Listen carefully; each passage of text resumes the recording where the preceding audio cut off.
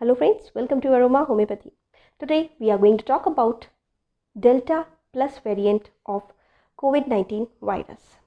इस वायरस को इंडिया में दो नाम मिले थे, कप्पा और डेल्टा।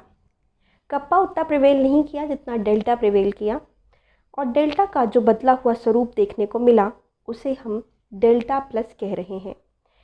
ये अभी कुछ ही दिनों से सामने आ रहा है, जिसे हम डेल्टा प्लस कह रहे हैं। डेल्टा का दूसरा नाम था B.1.617.2।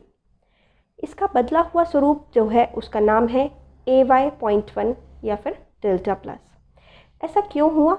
क्योंकि ये वायरस जब बॉडी में आया तो ह्यूमन बॉडीज़ में आके इसने अपना स्वरूप बदला, म्यूटेशंस किए। म्यूटेशन शब्द हम बहुत दिनों से सुन रहे हैं, लेकिन सही जानकारी हमारे पास नहीं होती है कि म्यूटेशन होता क्या है। म्यूटेशन असल में होता है अपनी जगह पे जीन्स का ना सेट होकर दूसरी जगह सेटअप हो जाना। जैसे कि हम क्लासेस में सिटिंग अरेंजमेंट करते हैं तो हम देखते हैं कि बच्चों को एक रोल नंबर असाइन किया जाता है और उसी रोल नंबर के अकॉर्डिंग उनको बैठना होता है। लेकिन अगर बच्चे उस रोल नंबर के अकॉर्डिंग नहीं बैठे और दूसरी सीट पर बैठते हैं तो पूरा सिटिंग अरेंजमेंट ख़राब हो जाता है। सिमिलरली जीन्स को भी अपनी एक जगह दी गई है, अगर वो उस जगह पे नहीं बैठ के दूसरी जगह बैठते हैं तो उसे कहा जाता है म्यूटेशन। तो यही म्यूटेशन हुआ है डेल्टा में। डेल्टा जो वेरिएंट था, इंडियन वेरिएंट भी इसका नाम था, उसके अंदर जब म्यूटेशंस हुए वो कहाँ हुए? K417N पे। उसके होने के बाद इसका नाम हो गया है delta plus. Delta plus India में कुछ टाइम से देखने को मिल रहा है, लेकिन इसमें अभी उतने ज़्यादा बदलाव नहीं आए हैं। ये ज़्यादा घातक अभी नहीं बताया जा रहा है, इसे अभी कंसर्न का इशू नहीं कहा जा रहा है, वेरिएंट ऑफ कंसर्न ये अभी घोषित नहीं किया गया है, क्योंकि इसके जो इंसिडेंस है वो इंडिया में काफ़ी कम है। सवाल उठता है कि ये म्यूटेशंस हुए कहाँ? ये म्यूटेशंस होते हैं वायरस के स्पाइक्स पे। स्पाइक प्रोटीन जो होता है उसका, यानी उसके जो कांटे हैं, जब हम उस वायरस को याद करते हैं, रिकॉल करते हैं, तो हमें याद आता है कि उसके कुछ कांटेनुमा संरचनाएं ऊपर हैं। तो ये जो कांटेनुमा संरचना है ये उसके स्पाइक प्रोटीन है। ये स्पाइक प्रोटीन हमारे सेल्स में, बॉडी में सेल्स में आके बिल्कुल बाइंड हो जाते हैं और बाइंड होके सेल्स को इन्फेक्ट कर देते हैं। लेकिन डेल्टा प्लस में क्या हुआ है कि ये जो नई मोनोक्लोनल थ्योरीज़ आई हैं, कॉकटेल थ्योरीज़ आई हैं, मोनोक्लोनल एंटीबॉडीज़ के ख़िलाफ़ ये रेजिस्ट कर रहा है, मतलब कि ये उन पे बेअसर है।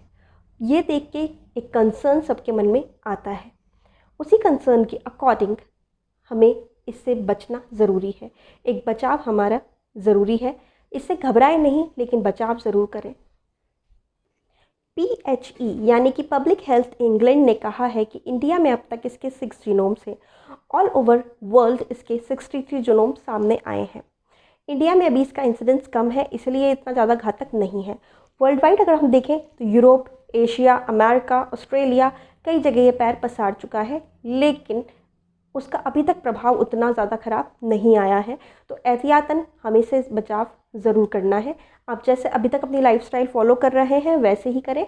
मास्क का प्रॉपर यूज़ करें, सैनिटाइजेशन प्रॉपर करें, पब्लिक प्लेसेस पे जाना अवॉइड करें, क्योंकि ये वायरस है तो सही इंडिया में और आगे भी ये घातक हो सकता है, तो इससे बचाव करके रखें। चूँकि इसके केसेस अभी ज़्यादा नहीं हैं तो इसके सिम्टम्स भी अभी तक क्लियर नहीं है। जो इसका मेजर सिम्टम है वो है वेट लॉस, जो कि अभी तक के जो पेशेंट्स मिले उनसे पता लगा।